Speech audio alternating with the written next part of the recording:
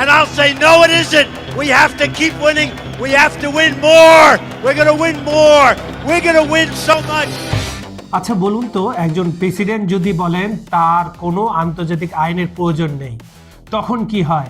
না, এটা কোনো মুভির ডায়ালগ না, এটা বাস্তব। আর যিনি বলেছেন তিনি হলেন মার্কিন প্রেসিডেন্ট আর আমার প্রিয় কাকু ডোনাল্ড ট্রাম্প। আর মজার ব্যাপার কি জানেন, এই কথা বলার মাত্র কয়েক সপ্তাহ আগে উনি ফিফা শান্তি পুরস্কার পেয়েছিলেন। What a coincidence.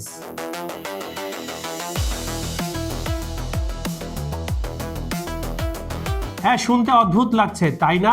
তো খবর সংযোগে টপ নিউজের আজকের ভিডিওতে আমরা জানবো কিভাবে বিশ্ব রাজনীতি এখন একটা অভূতপূর্ব মোড় নিচ্ছে। ভিডিওটা শেষ পর্যন্ত দেখবেন, কারণ শেষে দুইটা মাইন্ড ব্লোয়িং তথ্য আছে। চলুন তাহলে শুরু করি। ট্রাম্পের আন্তর্জাতিক আইনের প্রয়োজন নেই এবং সাথে ডেনমার্ক আর ইরানের গরম খবর, আরেকটা হিডেন খবর রয়েছে।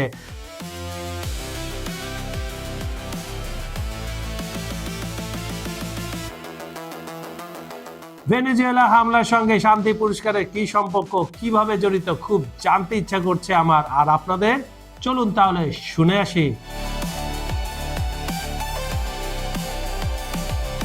প্রেসিডেন্ট নিকোলাস মাদুরোকে অপহরণ করার পর নিউ ইয়র্ক টাইমসে সাংবাদিক যখন ট্রাম্পকে জিজ্ঞাসা করলেন, এটা তো আন্তর্জাতিক আইন ভাঙা হয়ে গেল তাই না মিস্টার প্রেসিডেন্ট? ট্রাম্পের উত্তর কি ছিল জানেন? ট্রাম্পের উত্তর ছিল তার আন্তর্জাতিক আইনের প্রয়োজন নেই, তিনি মানুষকে আঘাত করতে চাচ্ছেন না। এটা আবার কি ধরনের কথা? এই লাইনটা একটু ভেবে দেখেন তো। একদিকে বলছেন মানুষকে আঘাত করতে চান না, অন্যদিকে একটা দেশের প্রেসিডেন্টকে তুলে নিয়ে আসা হলো। গত ডিসেম্বরে উনি ফিফা শান্তি পুরস্কার পেয়েছিলেন। শান্তি পুরস্কার পাওয়ার 1 মাসের মধ্যে একটা দেশের সামরিক হামলা, হলিউডে এত টুইস্ট নেই বোধহয়। ট্রাম্পের মুখে অদ্ভুত কথা, আসলে এগুলোই তাকে মানায়। আসল ঘটনা কি চলুন শুনি। এখন প্রশ্ন হলো, এটা কি শুধুই ভেনেজুয়েলার ব্যাপার? উত্তর হলো নো। ট্রাম্পের ঘনিষ্ঠ উপদেষ্টা স্টিফেন মিলার সিএনএনকে বলেছেন, আর আমি কোট করছি, তার কথায় আমি কোট করে বলছি, আমরা একটি পরাশক্তি এবং প্রেসিডেন্ট ট্রাম্পের অধীনে আমরা পরাশক্তির মতোই বিহেভ করব। মানে সহজ কথাটা ভাই, আমরা যা চাই তাই করব, কেউ কিছু বলতে পারবে না, কেউ ঠেকাইতে পারবো না। এখন দেখুন এই সপ্তাহে কি ঘটেছে। নাম্বার 1, কলম্বিয়ার বামপন্থী প্রেসিডেন্ট ওস্তাভো পেত্রোর বিরুদ্ধে আবার সেই মাদুরোকে যে ইঙ্গিত দিয়েছিল, এখানে একই ইঙ্গিত দেওয়া হয়েছে। নাম্বার 2, ডেনমার্ক গ্রিনল্যান্ড দখলের হুমকি। এটা কি কোনো প্যাটার্ন দেখছেন? ট্রাম্প ভেনেজুয়েলা হামলার পর বলেছিলেন তারা দেশটি পরিচালনা করবেন এবং তাদের তেল ব্যবহার করবেন। অবশ্যই তেল ব্যবহার করে তাদের দিবে, ভেনেজুয়েলাকে দিবে, কিন্তু শর্ত হচ্ছে ভেনেজুয়েলাকে সে অর্থ যাদের জিনিসপত্র কিনে মেড ইন আমেরিকা থেকে কিনতে হবে, আমেরিকার জিনিসপত্র কিনতে হবে। সোজা কথা, তারা আক্রমণ করবে, দখল করবে আর সম্পদ নিবে, কোনো আইন মানার দরকার নাই। আর এইগুলো করা হচ্ছে পৃথিবীর শান্তির জন্য তাদের ভাষায়।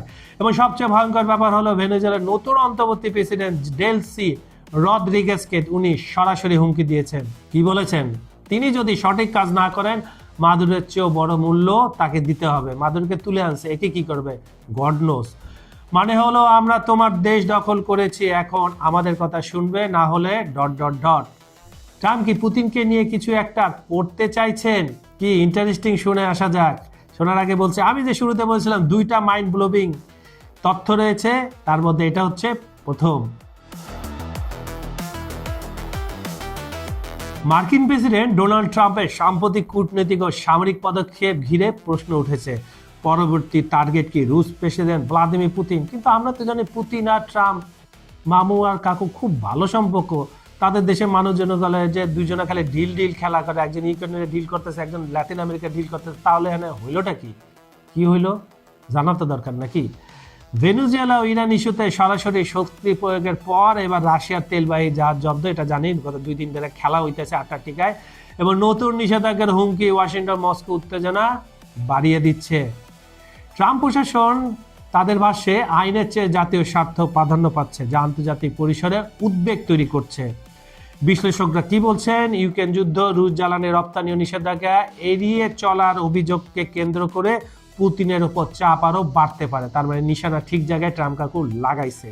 তবে সরাসরি সংঘাতে যাওয়ার ঝুঁকি এখনই কম নয়। গ্রিনল্যান্ড আবার কি শুরু করলো? কি যে হচ্ছে চারদিকে, উফ, আর ভাল লাগে না।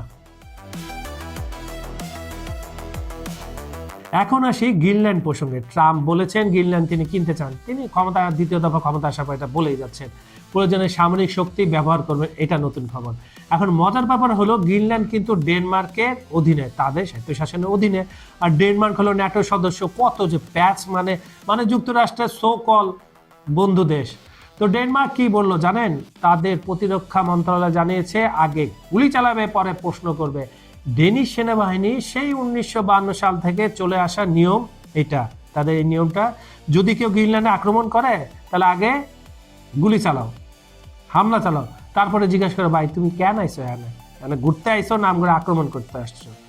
আর এতে যুক্তরাষ্ট্র ব্যতিক্রম নয়, ছেড় দিয়ে রাখলো যুক্তরাষ্ট্রকে। ভাবতে পারেন দুটো ন্যাটো সদস্য দেশ একে অপরকে গুলি করার হুমকি দিচ্ছে।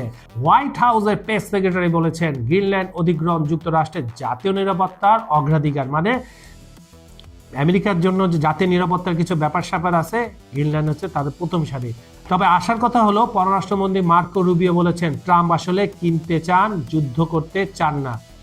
কিন্তু সমস্যা হলো ডেনমার্ক বারবার বলছে গ্রিনল্যান্ড বিক্রির জন্য নয়। আর ডেনমার্কের প্রধানমন্ত্রী সবচেয়ে বড় সতর্কবার্তা দিয়ে ফেলেছেন, যদি যুক্তরাষ্ট্র গ্রিনল্যান্ডে হামলা করে তাহলে ন্যাটো জোটের অবসান হবে এবং দ্বিতীয় বিশ্বযুদ্ধের পর গড়ে ওঠা ইউরোপীয় নিরাপত্তা কাঠামো ভেঙে পড়বে। এবার এশিয়া বিশৃঙ্খলা দেখে নিন, তাও আবার ইরানে। আসলে হচ্ছে নাকি সেখানে জানা জরুরি। এখন একটু অন্যদিকে চোখ ফেরানো যায়। ইরানে গত 12-13 দিন ধরে তীব্র বিক্ষোভ চলছে, কারণ জীবনযাত্রা ব্যয় আকাশচুম্বী। বিক্ষোভকারীরা কি করছে জানেন? পুলিশের মোটরসাইকেল পুড়িয়ে দিচ্ছে, সরকারের টিভি ভবনে আগুন দিচ্ছে, সুপ্রিম লিডার খামেনির ছবি পোড়াচ্ছে, এমনকি কাসেম সোলাইমানের বিশাল বিলবোর্ডেও পুড়িয়ে ফেলেছে, স্লোগান দিচ্ছে স্বৈর শাসকের পতন হোক। এখন ইরান সরকার কি করেছে? পুরো দেশে ইন্টারনেট বন্ধ করে দিয়েছে, মোবাইল নেটওয়ার্ক বিচ্ছিন্ন। কেন? যাতে বিক্ষোভের খবর বাইরে যেতে না পারে। কিন্তু নিহতের সংখ্যা দিন দিন বাড়ছে, যা ভালো ইঙ্গিত বহন করছে না। আর সবচেয়ে ভয়ের কথা, ইরানের সর্বোচ্চ নেতা বলেছেন দাঙ্গাকারীদের তাদের জায়গায় বসিয়ে দিতে হবে। প্রধান বিচারপতি অভিযোগ করেছেন বিক্ষোভকারীরা নাকি পশ্চিমা আর মধ্যপ্রাচ্যের একটি দেশের সঙ্গে মিলে ঝুলে এই কুকাজগুলা করছে। এখন অনেকেই হয়তো ভাবছেন এই আন্তর্জাতিক আইন জিনিসটা আসলে কি, কেন একে নিয়ে এত মাতামাতি, কেন এতদিন পরে এটা আবার নতুন ইস্যু হয়ে সামনে এসেছে, বিশেষ করে ভেনেজুয়েলা মাদুরো কাণ্ডের পর। সহজ কথায় দ্বিতীয় বিশ্বযুদ্ধের পর যদি আমি বলি, পুরো বিশ্ব একটা সিদ্ধান্ত নিয়েছিল। কি সিদ্ধান্ত? কঠিন সিদ্ধান্ত ছিল আর কখনো এমন যুদ্ধ হবে না। তাই তৈরি হলো জাতিসংঘ, তৈরি হলো বিভিন্ন চুক্তি, কনভেনশন। হচ্ছেটা কি? লবাডঙ্গা, যার শক্তি সে গ্র্যাব করে নিচ্ছে। সবচেয়ে গুরুত্বপূর্ণ নিয়ম ছিল একটা দেশ আরেকটা দেশে যেচে আক্রমণ করতে পারবে না, যদি না সেই দেশ আগে আক্রমণ করে। কিন্তু ট্রাম্প যা করেছেন তাই এই সব নিয়মে সরাসরি একদম মাইরা দিছে।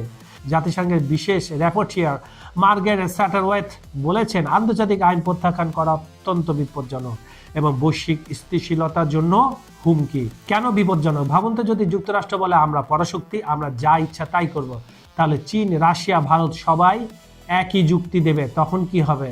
আবার বিশ্বযুদ্ধের দামামা। বিশ্ব এখন কোন পথে রয়েছে? এখন দেখুন, পুরো বিষয়টা মিলিয়ে দেখলে একটা প্যাটার্ন পাওয়া যায়।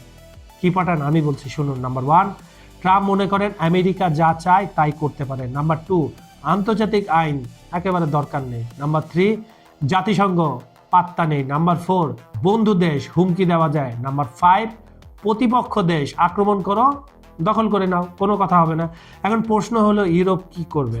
ইউরোপীয় নেতারা যৌথ বিবৃতি দিয়েছেন, ট্রাম্পকে সতর্ক করেছেন। কিন্তু সমস্যা হলো ইউরোপ নিরাপত্তার জন্য ন্যাটোর উপর নির্ভরশীল, আর ন্যাটোর সবচেয়ে বড় শক্তি হলো আর কেউ না, ট্রাম্প কাকু, যুক্তরাষ্ট্র। তাহলে তারা কি করবে? আর চীন, রাশিয়া কি ভাবছে জানেন? তারা হয়তো ভাবছে, দেখো আমেরিকা নিজেই আন্তর্জাতিক আইন ভাবছে, তাহলে আমরা কেন সেটা মানবো? এর মানে হলো বিশ্ব হয়তো একটা নতুন অধ্যায়ে প্রবেশ করছে, যেখানে শক্তি একমাত্র আইন। আর সবচেয়ে ভয়ের কথা, এই পথে গেলে শেষ পরিণতি কি হতে পারে আমরা সবাই ইতিহাস থেকে সেটা জানি। এখন সবচেয়ে মজার তথ্য যেটা বলেছিলাম, দুইটার মধ্যে একটা তো বলে দিয়েছি, আরেকটা হচ্ছে ট্রাম্প ডিসেম্বরে ফিফা শান্তি পুরস্কার পেয়েছিলেন। 1 মাসের মধ্যে ভেনেজুয়েলা সামরিক হামলা, গ্রিনল্যান্ড দখলের হুমকি, কলম্বিয়ার প্রেসিডেন্টকে হুমকি, তা আর মনে আছে জুন মাসে ইরানে পারমাণবিক স্থাপনায় ঘুমধাম ফেলা। এ হলো শান্তি পুরস্কার বিজয়ীর কর্মকাণ্ড। আর সবচেয়ে বিপজ্জনক যেটা ট্রাম্পের উপদেষ্টারা বলছেন, এটা মাত্র শুরু। তারা পুরো পশ্চিম গোলার্ধে আমেরিকার একচেটিয়া প্রভাব চান। স্বাভাবিক, মানে হলো মেক্সিকো, কানাডা, মধ্য আমেরিকা, দক্ষিণ আমেরিকা সবাইকে হুকুম মানতে হবে, না হলে ভেনেজুয়েলার মতো পরিণতি হবে, টুক করে ধরে নিয়ে আসা হবে। প্রশ্ন হলো এই পথে চলতে থাকলে বিশ্ব কোথায় গিয়ে পৌঁছাবে? এখন আপনার মতামত কি? ট্রাম্প কি ঠিক করছেন নাকি পুরো বিশ্বকে বিপদের দিকে ঠেলে দিচ্ছেন? কমেন্টে জানাবেন অবশ্যই। আর হ্যাঁ, এমন আন্তর্জাতিক বিশ্লেষণ পেতে চ্যানেলটি সাবস্ক্রাইব করে নোটিফিকেশন বেল অন করে রাখুন। ভালো থাকবেন, সবাই মিলে জানবো, বুঝবো এবং সচেতন হব। আরে দাঁড়ান ভাই, একটা প্রশ্ন করে এর পাশে, শান্তি পুরস্কার পাওয়ার পর যুদ্ধ করা, এটা কি কোনো নতুন ট্রেন্ড? মনে আছে বারাক ওবামা নোবেল শান্তি পুরস্কার পাওয়ার পর ড্রোন হামলার সংখ্যা বাড়িয়ে দিয়েছিলেন? হয়তো এটাই নতুন শান্তি সংজ্ঞা। খবর সংগ্রহে টপ নিউজের অনুষ্ঠানটি আপনারা পৃথিবীর কোন প্রান্ত থেকে দেখছেন কমেন্টে জানান। Bangladesh, Bharat, Pakistan, America, Europe, Ukraine, Italy, Brazil, Argentina, Venezuela, Africa, Saudi Arab, Vietnam, Kuwait, Dubai, মধ্যপ্রাচ্য, যেখান থেকে দেখুন না কেন, আমরা আপনার মতামত শুনতে চাই। বিজ্ঞাপন ও প্রমোশনের জন্য ডেসক্রিপশনে দেওয়া নাম্বারে যোগাযোগ করতে পারেন। আজ এই পর্যন্ত। আমি কাজল হায়দার বিদায় নিচ্ছি। পরবর্তী ভিডিওতে আরও এমন বিশ্লেষণ নিয়ে হাজির হব। ভালো থাকুন, নিরাপদে থাকুন। ধন্যবাদ সবাইকে।